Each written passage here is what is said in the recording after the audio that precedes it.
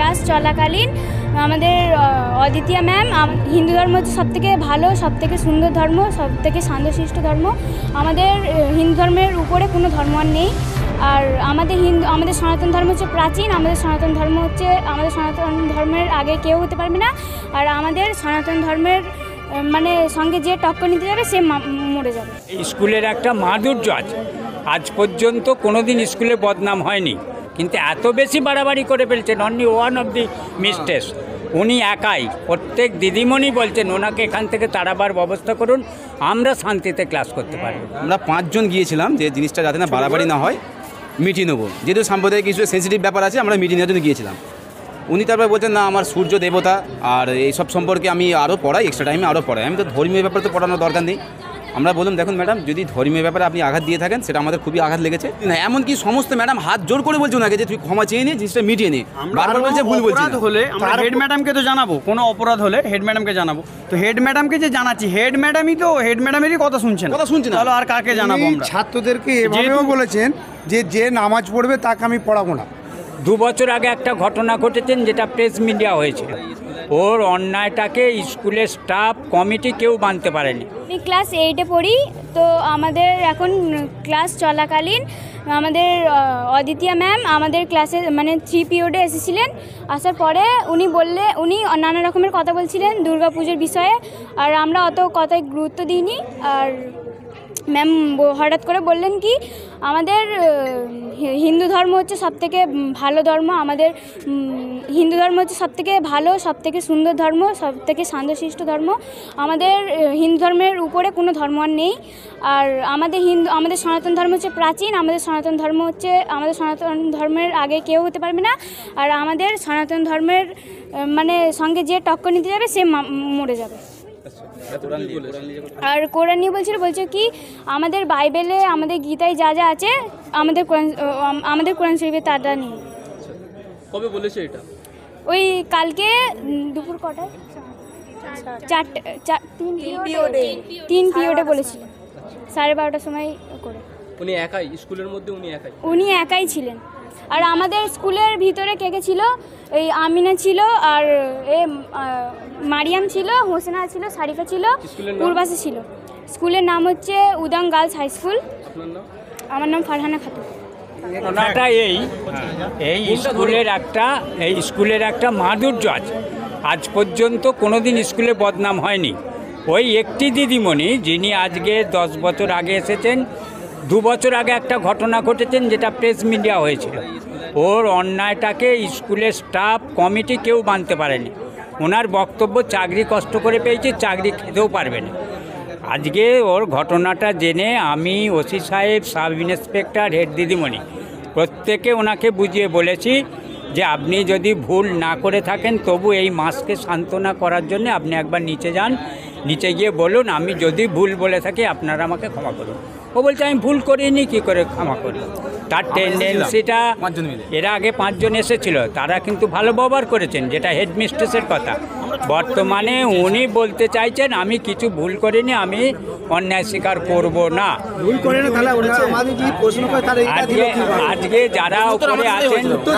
আজকে যারা উপরে গেছেন, ওসি সাহেব, সাব ইন্সপেক্টর বা আরও আদার্স পার্সনস, আমিও গিয়ে বোঝালাম, কারণ এই স্কুলে যাই ঘটুক, আজ দীর্ঘ 50 বছর আমাদের হাতে গড়া স্কুল, আমার বাবার জায়গার ওপর স্কুল, তবু জানি এটা এখানে কোনো ক্যাচাল না হয়, আমরা এসে ব্যাপারটা মীমাংসা করব। কিন্তু এত বেশি বাড়াবাড়ি করে ফেলছেন, only one of the mistakes, উনি একাই, প্রত্যেক দিদিমণি বলছেন ওনাকে এখান থেকে তাড়াবার ব্যবস্থা করুন, আমরা শান্তিতে ক্লাস করতে পারি।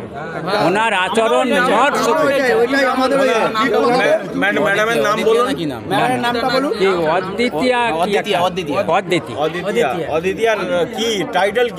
জানি না, আমি ঠিক জানি না, ওর নতুন এসছেন তো। কারণ আমি বলছি, আমি প্রধান হিসেবে, আমি গোবিন্দ কাঁড়ার হিসেবে আপনাকে বলছি, আমি এই অঞ্চলের এক্স প্রধান, কেউ আজ পর্যন্ত এ আজ পর্যন্ত উদং গ্রামে পার্টি নির্বিশেষে আমাকে প্রত্যেককে সম্মান করে, প্রত্যেককে আমি ভালোবাসি। আমি পার্টি জাত বিচার কিচ্ছু করিনি। আমাদের গ্রামে সব থেকে বড় মাহাত্ম্য হচ্ছে হিন্দু মুসলমান এক ঘাটে জল ছড়ি, যেটা কোনোদিন হয়নি। আমরা এক কাপে চা খেয়ে একটা কাপ ধরিয়ে দিই, যেটা উদংয়ের সব থেকে বড় ঐতিহ্য। উদং, খর্দ, খানপুর, এখানে আমাদের জাতি ভেদাভেদ নেই। আপনারা চেষ্টা করুন যাতে ওকে কঠোর থেকে কঠোরতম শাস্তি দেওয়া যায়, তার ব্যবস্থা করুন। যে যার সাথে ঘটনাটা ঘটেছে পার্টিকুলার, সে আমার সম্পর্কে ভাইজি হয়, বুঝতে পেরেছেন তো। এবারে তার শুধু ভাইজিটা বড় কথা নয়, সাম্প্রদায়িক ব্যাপার যেহেতু ইস্যু, সবাইকে নিয়ে জড়িয়ে দিয়েছে। আমরা 5 জন গিয়েছিলাম যে জিনিসটা যাতে না বাড়াবাড়ি না হয় মিটিয়ে নেবো, যেহেতু সাম্প্রদায়িক ইস্যু সেন্সিটিভ ব্যাপার আছে, আমরা মিটিয়ে নেওয়ার জন্য গিয়েছিলাম। আমরা গিয়ে প্রথম ম্যাডামকে একটা প্রশ্ন করলাম, ম্যাডাম আপনি কিসের টিচার? বললো আমি ভূগোলের টিচার, জিওগ্রাফির। তাহলে জিওগ্রাফির টিচার হয়ে আপনি কী করে সনাতন ধর্ম বা প্রাচীন ধর্ম, হিন্দু ধর্ম এটা পড়াতে পারেন কী করে? এটা কোনো আপনাকে রুলস আছে? অন্যান্য ম্যাডামকে জিজ্ঞেস করলাম, তারাও বললো যে না, এটা কোনো রুলসের ব্যাপার নয়, ওনার সাবজেক্ট ওনাকে পড়াতে হবে। উনি তারপরে বলছেন না, আমার সূর্য দেবতা আর এইসব সম্পর্কে আমি আরও পড়াই, এক্সট্রা টাইমে আরও পড়াই। আমি তো ধর্মীয় ব্যাপারে তো পড়ানোর দরকার নেই। আমরা বললাম দেখুন ম্যাডাম, যদি ধর্মীয় ব্যাপারে আপনি আঘাত দিয়ে থাকেন, সেটা আমাদের খুবই আঘাত লেগেছে, সেই জন্য আপনি একটা ক্ষমা চেয়ে নিন। আমরা দ্বিতীয়বার এটা বাড়াবাড়ি করবো না, কাউকে বলবো না, এবং সেটা আমরা মিটিয়ে নিতে চাইছি। বলছে না, আমি কিছু ভুল বলি না। উনি খালি বারবার বলছে, হেড ম্যাডাম বারবার বলছে আমি ভুল বলি না। এমনকি সমস্ত ম্যাডাম হাত জোর করে বলছে ওনাকে যে তুই ক্ষমা চেয়ে নিয়ে জিনিসটা মিটিয়ে নে। বারবার বলছে ভুল বলছি অপরাধ হলে আমরা হেড ম্যাডামকে তো জানাবো, কোনো অপরাধ হলে হেড ম্যাডামকে জানাবো। তো হেড ম্যাডামকে যে জানাচ্ছি, হেড ম্যাডামেরই কথা শুনছেন, তাহলে আর কাকে জানাবো উনি আমরা? ছাত্রদেরকে এভাবেও বলেছেন যে যে নামাজ পড়বে তাকে আমি পড়াবো না।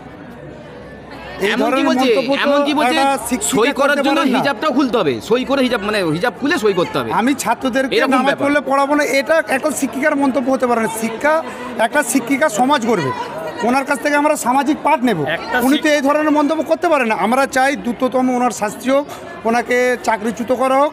আমরা এই আবেদনই করব।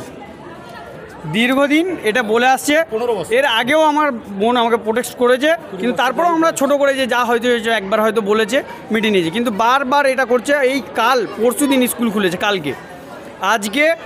কালকে এই ঘটনা ঘটেছে, তারপরে আমরা এসেছি। আমরা প্রথম চেয়েছিলাম যে জিনিসটা একটা মিটে যাক, শিক্ষকের কাছ থেকে যাতে আমরা কি আশা করি? একটা আমরা শিক্ষকের কাছ থেকে আমরা অন্যান্য যেটা আশা করি, অন্যান্য ম্যাডামও- একটা শিক্ষক মানে সে মানে আলো ছড়াবে, এ তো অন্ধকার ছড়াচ্ছে। অন্যান্য ম্যাডাম ওনাকে মানে বলছে যে ক্ষমা চেয়ে নে, জিনিসটা বাড়াবাড়ি করিস না, কারোর কথা শোনে। এমনকি হেড দিদিমণি যে আছে, উনিও বললো যে তুই ক্ষমা চেয়ে নে, জিনিসটা মিটিয়ে নে। কোনো বলছে আমি কিছু মানে ভুল বলি না, ম্যাডামের কথাই শুনছে না, কোনোভাবে কথা শুনছে না। কোনো ম্যাডামেরই কথা শুনছে না, ও সবার ওপরে।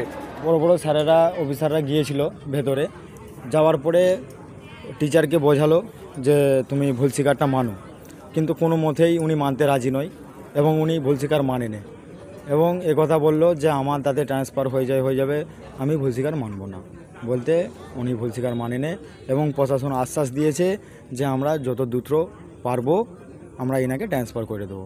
এই কথাই ওনারা বলেছে, আশ্বাস করেছেন, কিন্তু কোনো ভুল স্বীকার মানেনি। এই অবধি কথা হয়েছে, হওয়ার পরে ওনাকে নিয়ে গেছে, এবং প্রশাসন থানায় আজকে যেতে বলেছে, আমতা থানায়, এটুকুই বলেছে।